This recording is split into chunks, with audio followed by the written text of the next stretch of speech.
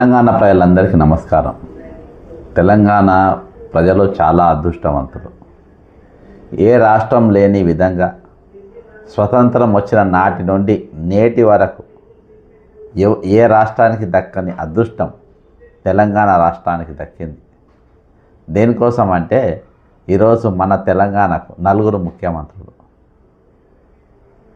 మరి దీన్ని ఏమనాలి నాకు అర్థమవుతలేదు. బాజాప్తా ఈరోజు అధికారిక ప్రోగ్రాంలలో కార్యక్రమాలలో గతంలో చూసినాం.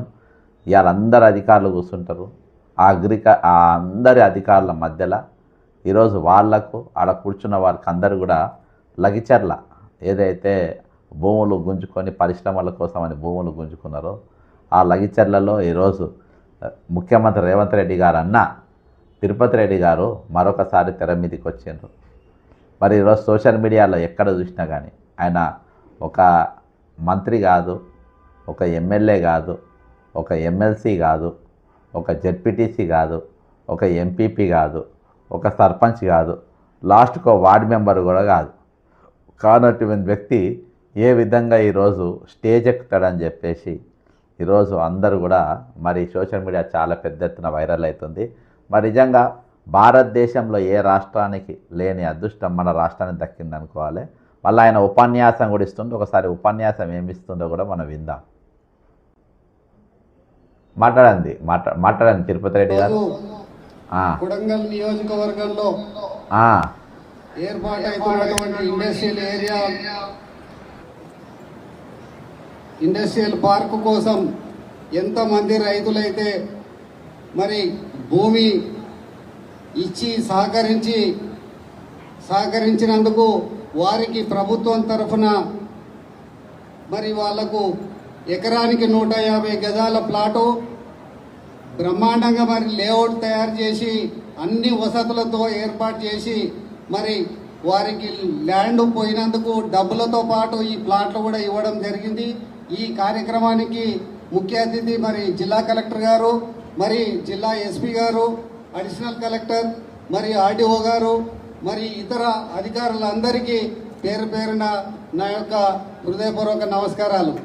మిత్రులారా, ఈరోజు మీరు అందించిన సహకారంతో మరి అదే లగచర్లలో మరి 200 ఎకరాల పైన మరి ఎడ్యుకేషనల్ హబ్ తయారు చేసి అక్కడ ఇంజనీరింగ్ కాలేజ్ కానీ మెడికల్ కాలేజ్ కానీ మరి సంస్థలను మరి ఏర్పాటు చేసి మరి మీకోసం రేపటి తరాల కోసం మరి ముఖ్యమంత్రి గారు మరి శ్రమిస్తూ ఎంత బిజీగా ఉన్నా కానీ మరి కొడంగల్ మర్చిపోకుండా ఈరోజు ఆ వేదిక పైన ఈరోజు ఒక ఐఏఎస్ ఆఫీసర్ ఉన్నాడు, జిల్లా కలెక్టర్ ఉండంట, జిల్లా ఎస్పీ ఉండంట. సార్ మీ పుస్తకాలలో ఏ పుస్తకం ఏ రూలు ఏ పుస్తకం ఒక చీఫ్ మినిస్టర్ వాళ్ళ అన్నని కానీ వాళ్ళ తమ్ముడిని కానీ ఒక వార్డ్ మెంబర్ కూడా కానటువంటి వ్యక్తిని ఈరోజు వేదిక మీద కూర్చోబెట్టి వాళ్ళకు ఏ విధంగా మీరు ప్రోటోకాల్ ఇస్తున్నారు? ఒకటి కాదు, 2 కాదు, అనేక సార్లు దీని మీద మేము లేవనెత్తినాం. అయినా కానీ ఈరోజు మాకేంటి సిగ్గు, మాకేంది సిగ్గు అనే తీరుగా ఈరోజు అధికారులు వ్యవహరిస్తూ ఉంటే నిజంగా అసలు ఐఏఎస్ ఐపీఎస్ కావాలనే ఇంట్రెస్ట్ వెళ్ళిపోతుంది జనాలల్లో. మీ ఒక ఐఏఎస్ కావాలి, ఒక ఐపీఎస్ కావాలి అనే ఇంట్రెస్ట్ వెళ్ళిపోయింది. ఏదన్నా చెప్పి ఏదైనా ఒక చిన్న రాజకీయ నాయకుల లెక్క ఏదన్నా ఒక చిన్న వేషం వేసుకుంటే ఇక దాంతో మాకు అన్ని మర్యాదలు వస్తాయనే కాడికి వచ్చిండ్రు, దిగజారిపోయింది. ఈరోజు రాష్ట్రానికి 4 ముఖ్యమంత్రులు. రేవంత్ రెడ్డి గారు ఒక ముఖ్యమంత్రి, తిరుపతి రెడ్డి గారు 2వ ముఖ్యమంత్రి, కృష్ణారెడ్డి గారు 3వ ముఖ్యమంత్రి, కొండరెడ్డి గారు 4వ ముఖ్యమంత్రి, వేం నరేందర్ రెడ్డి గారు సగం ముఖ్యమంత్రి, ఇక వేరే వాళ్ళు పావుల ముఖ్యమంత్రులు చాలామంది ఉన్నారు. ఇంతమంది కూర్చొని ఇంత పెత్తనం చేస్తూ ఉంటే రాష్ట్రం వెళ్ళిపోతుంది. ఈరోజు లగ్గుచెల్ల భూ పంపినారు అంటే 150 ప్లాట్ల వాళ్ళ జాగలు చాలా ఇష్టంతో ఇచ్చిందంట. వాళ్ళని కొట్టి బెదిరించి కేసులు పెట్టి ఆగమాగం చేసి వాళ్ళ దగ్గర బలవంతంగా భూములు గుంజుకొని అక్కడ ట్రైబల్స్ దగ్గర గుంజుకొని ఒక్కొక్కళ్ళకు 100 అంటే మళ్ళా పేదరికంలోకి నెట్టిండ్రు. అక్కడ 40 లక్షలు 50 లక్షలు ఎకరం ఉండే భూమిని వీళ్ళు ఈ మునగాళ్ళని చూసి అంటే ఈరోజు పెద్ద పెద్ద కంపెనీలు పెట్టడానికి అక్కడికి వచ్చిండ్రంట. ఆ కంపెనీలు అలా పెడతారంట. అదంతా ఏం లేదు, వాళ్ళు ఎవరు కూడా పేదరికంనే ఉండాలి. పేదరికం ఉంటే ఓట్లు వేస్తారు. కాబట్టి ఎక్కడెక్కడైతే రేట్లు పెరుగుతున్నాయో, ఎక్కడెక్కడైతే ఎకరము 50 లక్షలు 60 లక్షలు అవుతాయో అక్కడంతటా కూడా ఈరోజు భూములు గుంజుకొని వాళ్ళ పేదరికంలో నూకి పథకాల మీదనే ఈరోజు ఎకరాలలో భూస్వాములు లెక్క ఉన్నోళ్ళు మళ్ళీ ఎక్కడికి వచ్చింది వాళ్ళ ప్లాటు 150 గజాల ప్లాటు వాళ్ళకి ఇండ్లు అంట. 150 గజాలలో ఇండ్లు, అన్ని వసతులతో ఇండ్లు. మళ్ళీ దాని తర్వాత ఏంది అక్కడ వాళ్ళకు కొంచెం ఆర్థిక సహాయం. అంటే ఎక్కడెక్కడికే బతారు, ఎక్కడికి వెళ్ళి మళ్ళీ వెళ్ళరు. మళ్ళీ పూర్వస్థితి ఏ విధంగా ఉందో అదే స్థితిలో వాళ్ళు బతుకుతారు. వాళ్ళ భూమి అమ్ముకుంటే బయట 50 లక్షలు 60 లక్షలు ఈరోజు ఆ మార్కెట్ వాళ్ళకి ఇచ్చిండ్రా ఏందో. మరి ఈ ల్యాండ్ ఎక్వేషన్లా అంటే ఇక్కడ పెద్ద పెద్ద కంపెనీలు పెడతామని వాళ్ళు వస్తారు కదా తోషి, వాళ్ళకి ఎందుకో నాకు అర్థం కాదు. ఒక్క మంత్రి భూములు కూడా వాళ్ళే పోవు. పాత ముఖ్యమంత్రి ఒక్క ఎకరం వాళ్ళది పోదు. కేసీఆర్ గారి భూమి పోదు, హరీష్ రావు గారి భూమి పోదు, కేటీఆర్ గారి భూమి పోదు, కవిత గారి భూమి పోదు, రేవంత్ రెడ్డి గారి భూమి పోదు, తిరుపతి రెడ్డి గారి భూమి పోదు, జయపాల్ రెడ్డి గారి కుటుంబ భూములు పోవు.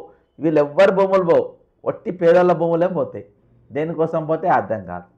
ఈ తెలంగాణకి ఈ విధంగా 4 ముఖ్యమంత్రులు కలిసి ఇంకో ముఖ్యమంత్రి ఈరోజు వేదిక మీద ఎక్కి బాజాబ్తో ఒక దిక్కు కలెక్టర్ను ఒక దిక్కు ఎస్పీని పెట్టుకొని ఈరోజు ఆయన ఉపన్యాసం దంచుతుండండి.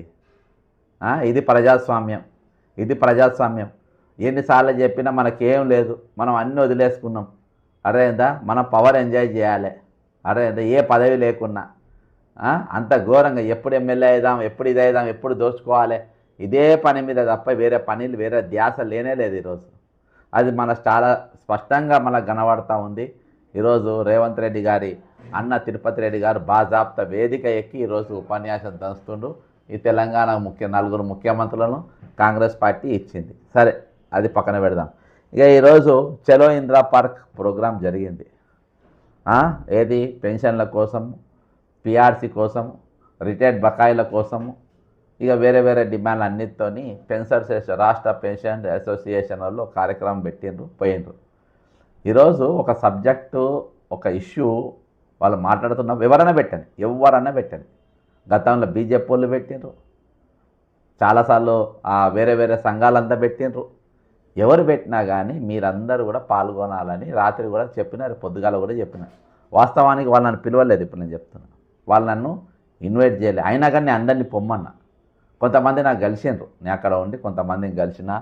ఈరోజు వాళ్ళందరూ ఎందుకు పొమ్మన్నా అంటే ఈరోజు ఎక్కడ రిటైర్